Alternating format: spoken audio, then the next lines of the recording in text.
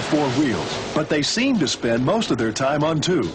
They are the exhibition Wheelstanders that thrill a crowd. Today, there are quite a few of them, and they all owe a debt to this man, Bill Maverick Golden, and this truck, the very first of the Wheelstanders, the Little Red Wagon.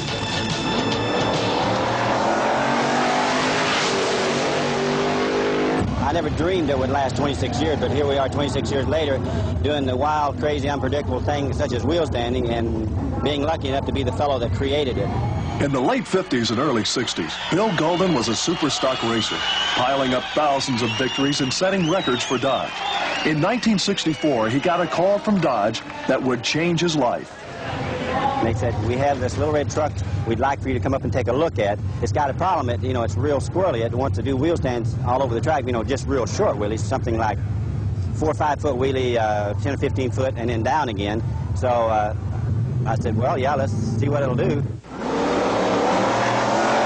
With Maverick at the wheel, it was soon doing 100-foot wheelies, then 200. He was hooked. It was wild, it was scary, it was unpredictable. You never knew what the truck was going to do the next run. It was a real, if there's such a thing as being a Maverick in a pickup, I'd met my Maverick. Soon, Maverick was in demand. He started to add more Wheelstanders to his show. I think the most interesting one would have to be the Hell on Wheels, which was a mock-up of a real tank. The boy that I hired to drive the Hell on Wheels crashed it the first weekend. He flipped it over backwards. Bill's show got even wilder when he began to add some special stunts. Probably the most dangerous thing I ever done, if we consider all the stuff I do safe, was the fire wall. It was burning liquid on the asphalt track surface. There was burning flame on the side of it. There was absolutely no room for error. So Bill's challenge became distance, and the distances surprised even him. In the fall of '65, I did about 900 feet. And I told the man, don't tell anybody I'd done a 900-foot wheelie because I'll have to do it again. But I didn't realize that at that point that long-distance wheel stand for me was just around the corner. Right now, my world's record for the wheelie is 4,230 foot. There's been a couple of vehicles trying to break it, and they've crashed trying to do it. The basic thing of driving a wheel stander nowadays is you have to have guiding brakes, right guiding brake, and a left guiding brake. If it veers off to the left, you pull your right brake. If it veers off to the right, you pull your left brake. So I start in second, and then go into high gear about half track, get it on the other end. This tape on your steering wheel must be in the 12 o'clock high. If you get that off center just that much at 125 miles an hour, there's no salvation. You will crash, I guarantee it.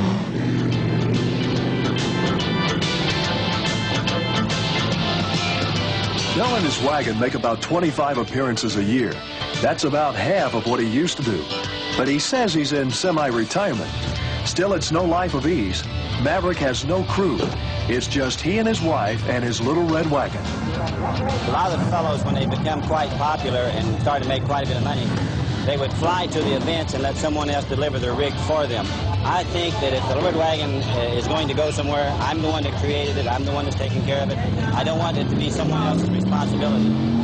I want it to be my responsibility. If you see the Little Red Wagon or the trailer, Maverick will not be far away.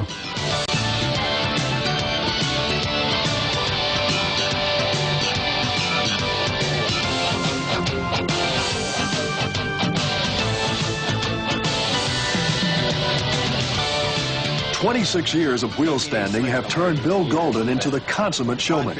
And his show is much more than a wheelie. Each run becomes a major feat. He knows what the fans want, and they appreciate it. I think it's great. I remember when I was a kid watching it on TV. And last night, my daughter came up and said, "Hey, you got to see that thing at Papa Wheelie, you know." These jackets are really neat. You know, they got your name and your blood type. You don't think there's enough traction? I mean, not enough compound on the ground? I've always said the wagon will run anywhere. You still got to do the show regardless. We'll be fine. He's the only one that really jerks him up and runs it. Here we go again. Finally, it's time for Maverick to crank up the 1,600 horsepower of his original alcohol-burning cast-iron block Chrysler Hemi and give his fans the show they came to see.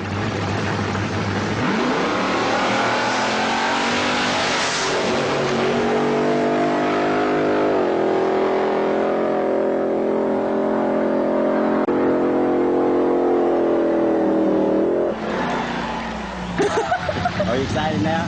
Yeah, my heart was in my throat, that's all. She fears for my life a little bit. And there's good reason. This is Bill's 4th Little Red Wagon. He crashed the other 3. Accidents have broken his neck and countless other bones. Even he is surprised he survived one of those wrecks. And the cross on this wagon is a special thank you. Jumped in an embankment, went about 20 foot in the air, went upside down, come down, and I figured I broke my neck again. I had a little talk with the Lord, and he let me live, and I kept my word. I got his cross on my truck. And he's got magazine covers and memories, and scores of trophies. Testimony to a truly colorful career. But he's most thankful for the fans and friends he and his wagon have made.